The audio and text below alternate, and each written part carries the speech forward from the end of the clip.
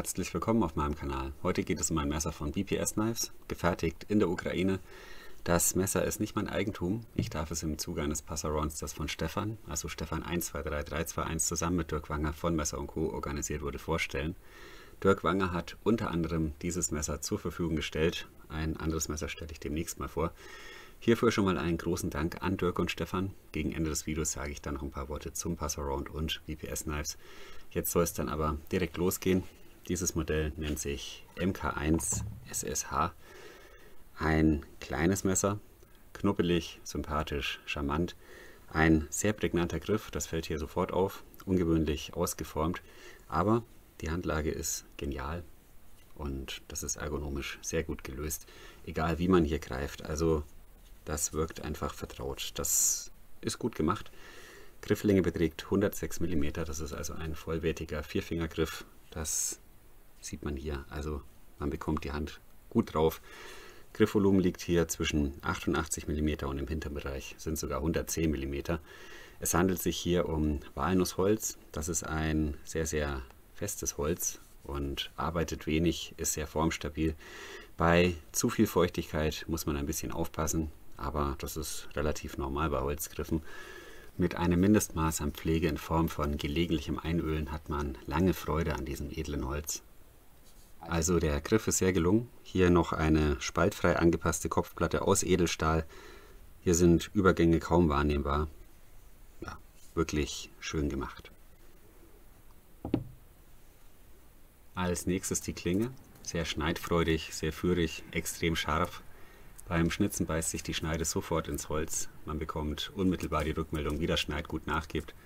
Klingenstahl ist der Rostregel 5CR14 MOV mit 55 bis 57 HRC. Das ist ein ausreichend guter Budgetstahl, leicht nachschärfbar, insgesamt pflegeleicht und unkompliziert. Der Klingenrücken ist sehr scharf, wie man hier sieht, stellt die Feuerstahlbedienung kein Problem dar.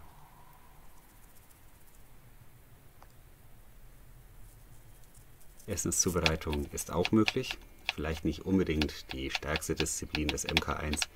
Das liegt einfach am Scandi-Schliff. Ja, manchmal spaltet die Klinge eher, als dass sie schneidet.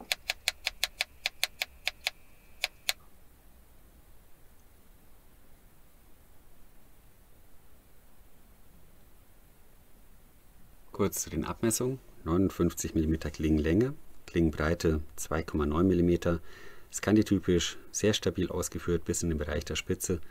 Klingenhöhe 29 mm. Die Beschriftung ist relativ dezent ausgefallen. BPS Knives 5CR14 MOV und Fertigung in der Ukraine. Der Scandi wurde hier im Anfangsbereich etwa 8 mm hochgezogen. Das verjüngt sich dann bis zur Spitze auf 4,5 mm. Ja, das Ganze läuft auf 0 aus, also wirklich eine sehr, sehr schneidfreudige Angelegenheit. Wenn ich mir hier hätte was wünschen können, dann wäre das ein Scandi, der auf 10 mm hochläuft. Aber ja, das ist wirklich Jammern auf hohem Niveau. Das passt auch so auf jeden Fall.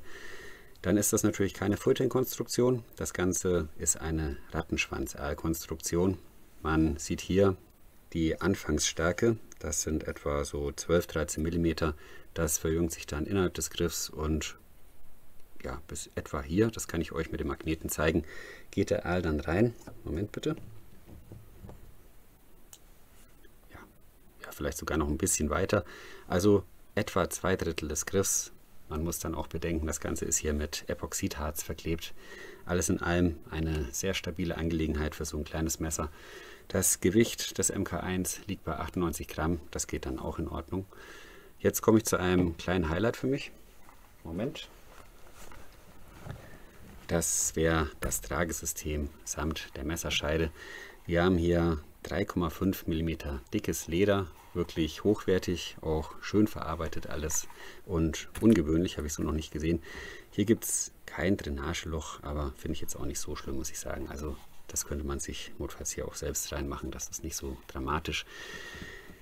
Ich habe das ganze Tragesystem hier schon mal befestigt und man hat hier eine Gürtelaufnahme von etwa 45 mm, also für normalbreite Gürtel passt das auf jeden Fall. Diese Ausformung hier unten ist wohl dafür da, dass man möglichst gut die Bewegungsfreiheit erhalten kann, falls man sich mal hinsetzt oder in den Knien arbeitet. Ja, das ist jetzt mal meine Vermutung. Man könnte das Ganze auch andersrum anbringen. Dann wäre das vielleicht ganz gut, wenn man einen etwas größeren Bauch hat, könnte ich mir vorstellen. Also egal wie man es trägt, es geht beides, das ist kein Problem. Dann sieht man hier 2 Druckknöpfe und hier kann man die Messerscheide gut befestigen. Ja, das ist hier so ein ganz leichtes, wie soll man das nennen, Half Cross Carry, ich habe keine Ahnung. Auf jeden Fall passt das dann wirklich gut. Also eine schöne Trageweise. Ich habe das, wie vorhin schon mal erwähnt, so noch nicht gesehen. Also ist wirklich schön gemacht. Das Messer hält auch wirklich sehr, sehr gut in der Messerscheide. Und dieses ganze System könnte man beispielsweise auch an einem Rucksackträger oder vielleicht an einem Gurt einer Umhängetasche befestigen. Ist einfach mal was anderes. Ja, gefällt mir wirklich sehr gut. Hier an der Messerscheide sind noch 2 kleine Löcher, vielleicht für Neckknife Carry oder vielleicht eine andere Befestigung. Auf jeden Fall insgesamt gut gelöst. Zeit für ein Fazit. Fazit, wir haben hier ein sehr schönes kleines Messer, vollwertiger Griff, innovatives Tragesystem, gut gemachte Messerscheide. BPS Knives empfiehlt dieses Messer zum Schnitzen oder auch als Pilzmesser. Ja, Pilzmesser kann man bestimmt machen, ich würde da wahrscheinlich was anderes nehmen. Ich denke mal, die Bereiche Outdoor und Bushcraft sind hier auch interessant. Kritik gibt es nur wenig. Wie erwähnt, den Scandi hätte man ein bisschen höher ziehen können, aber der läuft auf 0 aus, ist wirklich extrem scharf. Also wie schon erwähnt, Kritik oder Jammern auf hohem Niveau. Dann bei der Lederscheide hätte man vielleicht die Druckknöpfe verkleiden können, aber auch das ist Jammern auf hohem Niveau. Also das ist ein Arbeitstier, da kommen irgendwann mal Abnutzungserscheinungen und das kann man dann verkraften. Also die liegen hier auch wirklich relativ tief und so schnell kommt das Holz damit nicht in Berührung. Was mir nicht so ganz gut gefällt, dieses Tragesystem und die Messerscheide gibt es derzeit leider nur für Rechtshänder. Ich habe bei den Jungs von BPS Knives nachgefragt. Ja, vielleicht kommt irgendwann mal so eine Linkshänder-Variante, das wäre natürlich eine tolle Sache. Ansonsten ein sehr schönes Produkt mit sehr viel Charakter. Da steckt auch jede Menge Handarbeit drin. Wir haben diese hochwertige Lederscheide. Da muss ich sagen, ist ein Preis von etwa 50 Euro, ich glaube 49,90, absolut gerechtfertigt, da kann man nichts sagen. Da bekommt man wirklich einiges geboten für sein Geld. Tolle Arbeit von den Jungs von BPS Knives und ich drücke Ihnen alle Daumen für eine gute Zukunft. Jetzt noch kurz zum Passaround. Chris vom Kanal NightOwl79 hat auch ein tolles Video zum MK1 gedreht. Er geht da auch ein bisschen auf das Mora Eltris ein.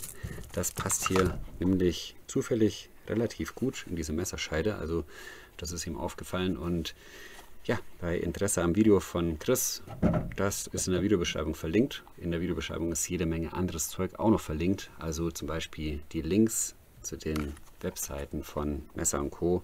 oder auch BPS Knives. Ein Produktlink natürlich zu diesem Messer, also kein Affiliate-Link, ein ganz normaler Produktlink. Und ja, ich denke mal, das war es erstmal soweit. Spezifikation habe ich auch in die Videobeschreibung gepackt.